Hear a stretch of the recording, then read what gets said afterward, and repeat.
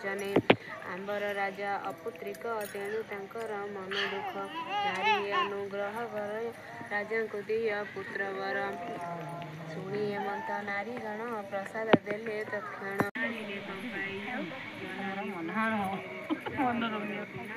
कौन करियो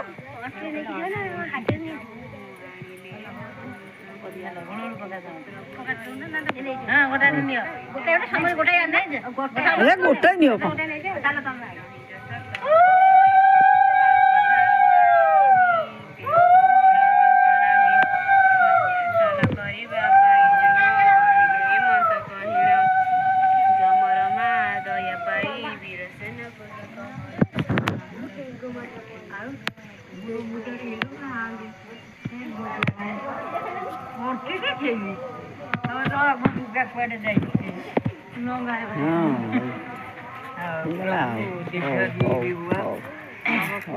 दीर्घजीवी